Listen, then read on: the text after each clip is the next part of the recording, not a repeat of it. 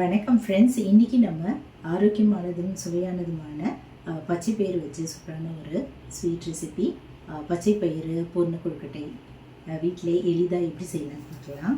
இது ரொம்ப சாஃப்டாகவும் ரொம்ப ஸ்வீட்டாகவும் ரொம்ப நல்லா வருங்க.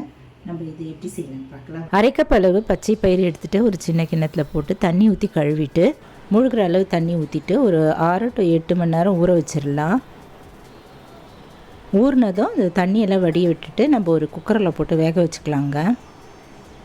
குக்கரில் போட்டுட்டு ஒரு டம்ளர் தண்ணி ஊற்றிட்டு அடுப்பில் வச்சுட்டு வெயிட் போட்டு ஒரு விசில் வந்தால் போதும். நல்லா வெந்துருச்சு.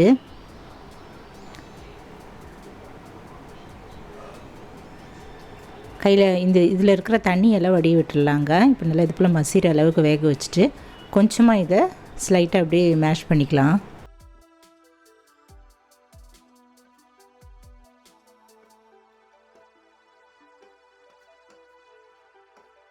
இப்போ இந்த உள் பூரணத்துக்கு நம்ம 3 டேபிள் ஸ்பூன் அளவு தேங்காய், 1/4 டீஸ்பூன் ஏலக்காய் தூள், கொஞ்சம் நெய், 3/4 கப் அளவு பொடித்த வெல்லம் இதெல்லாம் எடுத்துக்கலாங்க.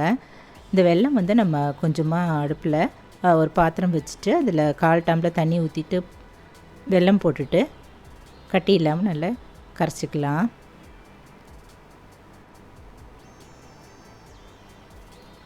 வெல்லம்லாம் நல்லா கரைஞ்சிருச்சு. ஸ்டவ் ஆஃப் பண்ணிவிட்டு இறக்கி வச்சுட்டு இப்போ அதே ஸ்டவ்லேயே இன்னொரு பேன் வச்சுக்கலாம். வச்சுட்டு கொதிச்ச அந்த வெல்லம் கரைசலில் அப்படி வடிகட்டிக்கலாங்க. கல் மண் போக வடி விட்டுட்டு வெந்த இந்த பச்சை பயிறு இதில் சேர்த்து நல்லா இது போல் கிளறிடலாம். இதிலே தேங்காயும் ஆட் பண்ணிக்கலாங்க. இது கெட்டியாகிற வரைக்கும் நம்ம கைவிடாமல் கலந்துகிட்டே இருப்போம்.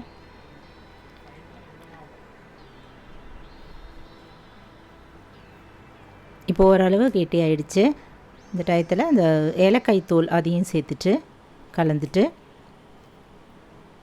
இந்த உள் பூரணத்துக்கு கொஞ்சமாக ஒரு பிஞ்ச் ஆஃப் சால்ட் இதில் சேர்த்துக்கலாங்க. சால்ட் சேர்த்தா கொஞ்சம் ஸ்வீட் என்ஹான்ஸ் பண்ணி கொடுக்கும். அதனால் அதை சேர்த்துட்டு 1 ஸ்பூன் அளவு நெய் இதில் ஆட் பண்ணிவிட்டு நல்லா ஒரு கலர்னா கெட்டியாகிடுங்க. இது போல் கெட்டியான பிறகு நம்ம ஸ்டவ் ஆஃப் பண்ணிவிட்டு இறக்கி வச்சுருவோம். ஆறுனதும் நல்லா கெட்டிப்பட்டுரும்.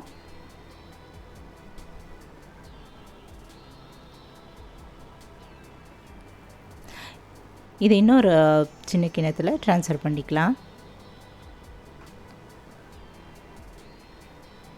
இப்போ பூரணம் நம்ம தயார் பண்ணி எடுத்து வச்சிட்டோங்க. வெளி மாவுக்கு நான் 1 கப் அளவு கடையில் விற்கிற கொழுக்கட்டை மாவு தாங்க வாங்கியிருந்தேன். அதையும் எடுத்துக்கலாம். இல்லைன்னா பதப்படுத்தின பச்சரிசி மாவு அதை எடுத்துக்கலாம். இப்போ அடுப்பில் ஒரு பேன் வச்சுட்டு 1/4 கப் அளவு தண்ணி ஊற்றிட்டு 1/4 டீஸ்பூன் உப்பு, 1 டீஸ்பூன் எண்ணெய் இதெல்லாம் சேர்த்துட்டு கொதிக்க விட்டுடலாம். இப்போ லைட்டாக இது போல் கொதி வரும்போது மாவு இதில் அப்படியே தூவினா போல் போட்டுட்டு கிளறிட்டே இருக்கலாங்க. மீடியம் ஃப்ளேமில் வச்சுட்டு ஒரு 5 நிமிஷம் வரைக்கும் இது போல் கிளறணும். கலந்தால் நல்லா கெட்டியாயிடும்.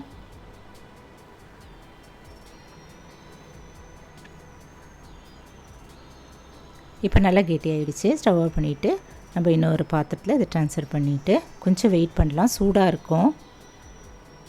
இப்போ கையில் உருட்டினா ஒட்டாமல் பதம் வரணுங்க. அதான் கரெக்டான பதம். நல்லா ஆறுனதும் இதை நல்லா எண்ணெய் தொட்டுட்டு பிசைஞ்சிக்கலாம்.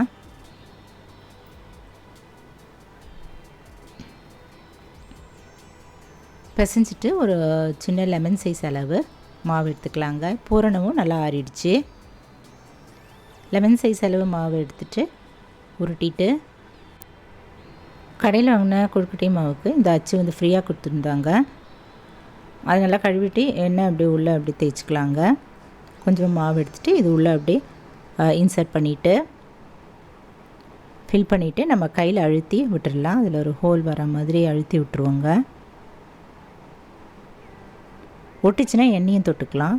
இப்போ ரெடி பண்ணி வச்சுருக்கிற பூரணத்தை இதில் கொஞ்சமாக உள்ளே வச்சுட்டு இன்னும் கொஞ்சம் மேல் மாவு எடுத்து மூடிடலாங்க.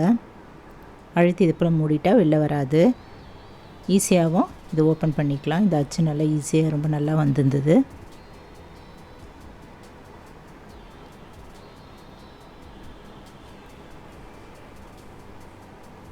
பூரணம் வெளில வராதபடி நம்ம அதெல்லாம் ஒட்டிக்கலாங்க.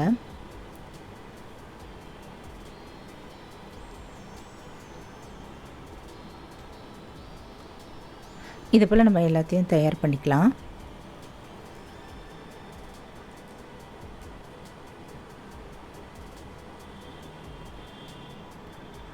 இப்போ இந்த அச்சு இல்லைன்னா கூட பரவாயில்ல, நம்ம கையிலே கூட பண்ணலாங்க. வாழை இலை இருந்தால் அதுலேயும் பண்ணலாம். இப்போ கொஞ்சமாக மாவு எடுத்துகிட்டு உருட்டிட்டு வாழை இலையில் தட்டிட்டு சென்டரில் அந்த பூரணம் வச்சுட்டு நம்ம அப்படியே மூடிடலாம்.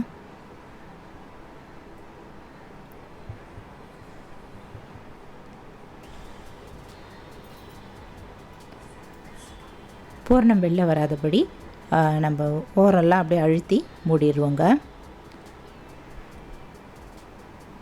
இந்த போலையும் பண்ணலாம். அதுக்கப்புறம் கொஞ்சமாக மாவு எடுத்து உருட்டிட்டு கையில் கூட நம்ம தட்டிட்டு மோதகம் மாதிரி கூம்பு வடிவில் நம்ம வைக்கலாங்க, செய்யலாம்.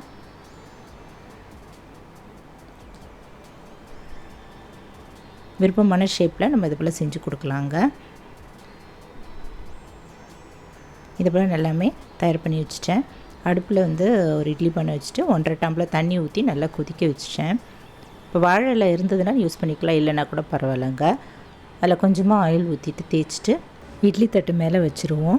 இல்லைன்னா வேறு வாழை இலை இல்லைன்னா கூட நம்ம இட்லி தட்டில் எண்ணெய் தடவியும் வைக்கலாம். நம்ம ப்ரிப்பேர் பண்ணி எடுத்து வச்சுருந்த இந்த கொழுக்கட்டையில் அதில் வச்சிடலாம். இப்போ தண்ணி நல்லா கொதிக்க ஆரம்பிச்சிச்சு. உள்ளே இந்த கொழுக்கட்டைகள்லாம் தட்டோடு வச்சுட்டு மூடிடலாம். மீடியம் ஃப்ளேமில் 10 நிமிஷம் நல்லா வேகட்டுங்க. இப்போ வெந்துருச்சு. அருமையான பச்சை பயிறு பூரண கொழுக்கட்டை தயாராகிடுச்சுங்க. ஹெல்த்தியான இந்த கொழுக்கட்டை வந்து நீங்களும் செய்து பாருங்கள். பச்சை பயிரில் நிறைய ப்ரோட்டீன், அயன் சக்தியெலாம் நிறையா இருக்குது. வளரும் பெண் குழந்தைங்களுக்கும் ரொம்ப நல்லது. ஆரோக்கியமான இந்த ரெசிபி வந்து நீங்களும் சின்ன பசங்களுக்கு பெரியவங்களுக்கு எல்லாருக்கும் செஞ்சு கொடுங்க. ரொம்ப சாஃப்டாக பூ போல் அவ்வளோ நல்லா பஞ்சு மாதிரி ரொம்ப நல்லா அருமையாக வந்திருந்தது. ஈவினிங் ஸ்நாக்காக இது செஞ்சு கொடுக்கலாங்க. சத்தான இந்த பச்சை பயிறு பூரண கொழுக்கட்டை செய்து பார்த்துட்டு எப்படி இருக்குன்னு சொல்லுங்கள். இந்த வீடியோ பிடிச்சதுன்னா லைக் பண்ணுங்கள், சப்ஸ்கிரைப் பண்ண மறக்காதீங்க. தேங்க்ஸ் ஃபார் வாட்சிங். நம்ம அடுத்த வீடியோவில் பார்க்கலாம். நன்றி, வணக்கம்.